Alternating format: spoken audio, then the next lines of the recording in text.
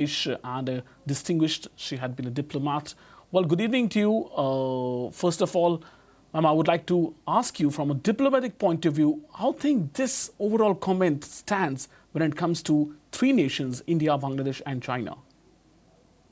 Well, I think, first of all, these remarks by Mohammed Yunus addressing Chinese businessmen are highly provocative. I agree with what the Chief Minister of Assam has said. And these are condemnable because actually he is offering the northeastern states as an extension of the Chinese economy. He knows very well that the northeastern states are an integral and sovereign part of India. And, they do have access to the Calcutta port through the Siliguri corridor. But of course, with the government of Bangladesh over the last 15 years, we have worked out agreements for access to the northeastern states Chittagong port through Tripura, through the bridge across the Feni River, and also access for the northeastern states through Mongla port, which is just a day's sailing from Calcutta. And through the Mongla port on the riverine route, you can access directly Zakiganj in the northeast. So I think that these are agreements which we respect. The government of India expects that Mohammed Yunus's regime and all the next elected government in Bangladesh will fully observe. And if you observe those agreements, it is absolutely fine. But for him to say that they control access by the northeast to the ocean is entirely incorrect. They must know also that India also has strong talks with the government of Myanmar, especially with Rakhine State, on access to the Kaladan multimodal project. So it is not that India has not been working on access. This has been an important point for us throughout, and I think that this work will continue. But for Mohammed Yunus to talk in this unacceptable way, literally threaten the northeastern states of India is completely unacceptable, and we have to think of what is there, because he can't expect to block northeastern states' access to the Bay of Bengal and then expect that Bangladesh, as the lower riparian, will get rights from India. He can't tell the Chinese businessmen that, there's a lot of electricity in Nepal and there's a lot of electricity in Bhutan, and you come to Bangladesh, it'll all be available for you. That electricity comes through India, comes through Indian territory. And, for those agreements to be implemented, we need a proper understanding and good relationship with Bangladesh. So this is, I think, a completely incorrect approach. And to say it in a foreign country, talking about the sovereign integral part of another country, which is India, is really something which has provoked all the political parties in India. You've seen the Congress, you've seen the TMC, you've seen Right. Assam, the BJP government. Everybody is unanimous on this, that there is absolutely no acceptability at all for Mohammed Yunus to make such threatening statements. Right. Right. I would like to have this bite played, the comment what Mohammed Yunus said, and that has created ripples across this part of the world. Let's listen into what he has said. 7 states of India, eastern part of India, called Seven Sisters. They are landlocked region of India. They have no way to reach out to the ocean. We are the only guardian of the ocean for all this region. So this opens up a huge possibility. So this could be an extension of the Chinese economy. Build things, produce things, market things, bring things to China, bring it out to the whole rest of the world. So we'll go back to Mrs. Sikri. Well, ma'am, coming back to you, is it in a way, is he making a case for his country, especially when the overall, the image of Bangladesh has dented, especially after the coup which has happened?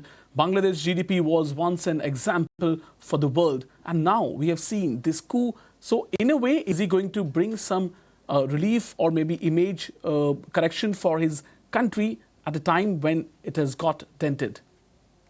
Well, Mohammed Yunus's visit to China, there were a lot of expectations from this visit for the Bangladesh people and for the Bangladesh government. And in fact, a day before Mohammed Yunus left for China, we had the Chinese ambassador at Dhaka talking about, oh, this is a very significant visit. There are going to be very important outcomes. But actually, there have been none of these outcomes. It's been a very regular, routine visit. The joint statement is very ordinary. There's nothing very much in the bag for Mohammed Yunus, even on things like he wanted a lowering of the interest rates on the huge debt that Bangladesh had with China running, I think, from somewhere like $5 to $7 billion. And also he wanted a rollover of the debt to, a sort of an extension of the repayment period. And all this has not happened. It's not there in the joint statement. Now, the only thing that Mohammed Yunus can hope for is that if Chinese investments come to Bangladesh, it may help to revive the Bangladesh economy, which has gone into the complete doldrums after Sheikh Hasina left the country in August of last year. And we have seen that it is a terrible situation from an annual growth rate of 6 to 7% a year, which under Sheikh Hasina, the Bangladesh economy was achieving. It has now gone down to about 2%. Factories are closing, people are losing jobs, inflation is at an all-time high, and the Bangladesh Yunus regime is not able to control any of these situations. So obviously, there's a great deal of dissatisfaction with the Bangladesh government, with the Bangladesh regime, by the people themselves. And so he now is trying to, show off in China and say all these statements which are completely unwarranted, and trying to tell China that you come to Bangladesh and invest and we will, give you everything that you want. Obviously, this is not going to work out. This is completely unacceptable. We've seen the reactions of all the political parties in India to this, and I think that Mohammed Yunus has to look somewhere else to revive his economy if he wants, because I don't think the Chinese businessmen will come to Bangladesh under such spurious promises, because they know the situation. They know the narrative in the Northeast. They know that the Indian government has very strong options to exercise. And first of all, he should know that he is a passing phase. And the sooner that this government organizes elections, the better that it will be. And even as a caretaker government, they do not fulfill the requirements of a caretaker government. So you need a new caretaker government to come in and organize elections in about 3 or 4 months and go. So even the political parties in Bangladesh are more and more asking for these early elections. Even one of the senior BNP leaders today has made a statement that if there's any attempt to postpone elections, there could be disturbances in Bangladesh. So on the other hand, the Islamists who back Mohammed Yunus, the Jamaat-e-Islami, the Hizb ut-Tahrir, the Hifazat Islam, the Islami Andolan Bangladesh, they are not interested in elections, and they're talking about Mohammed Yunus staying on for 4 or 5 years and so on and so forth.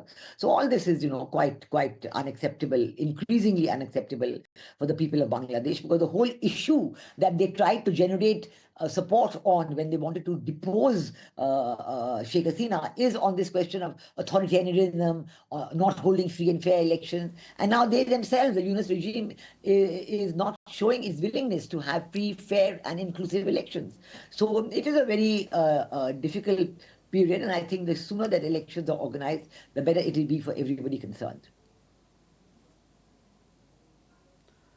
Mrs. Sikri, but has he touched upon a subject that have some logical backing to it? After all, yes, the northeastern states, they have been, yes, when it comes to overall access to ocean, they are far, but not from the south side. So can India look at something like having some ties with Myanmar? Because from Myanmar side as well, India can access seaports, India can access oceans for northeastern states. Yes, certainly. Actually, with Myanmar, this is one of our very important points of discussion. And the Kaladan multimodal project has been under implementation for a long time. We certainly hope that, that they will show increasing interest in accessibility through the multimodal Kaladan corridor and give the northeastern states this access. But I would like to also say that of course, the Chief Minister of Assam has spoken about this in a strong way, that development of infrastructure to actually ensure this access on a regular basis. And certainly this kind of statements by the by the government of the regime in Bangladesh is not acceptable. So we have to take this up with them very strongly, that they cannot make such statements, they have to implement. This is an absolute requirement for them to implement, the agreements with the Sheikh Hasina government on access to Chittagong and Mongla ports. We've seen already the kind of difficulties that the Mohammed Yunus government is facing in terms of, they want to show that this huge trade that is there with India, we have about a $12 billion export to Bangladesh. They want to show that this trade with India is replaceable and that other countries can come in and step in and provide the commodities. Let's take the issue of cotton and cotton yarn and cotton fabric, which is a very important input for Bangladesh's ready-made garments industry, which is the mainstay of their exports.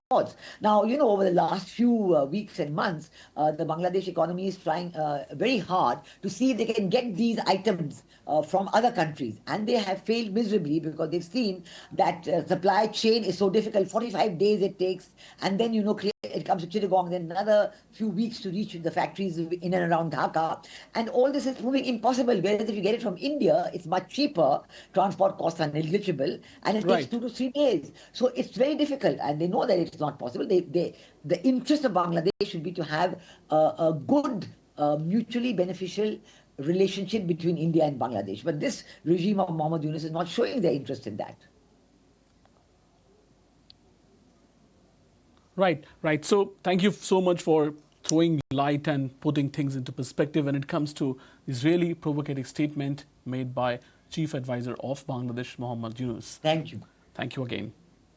And moving forward, we come to a problem. A problem, in fact, started after the new president has taken over in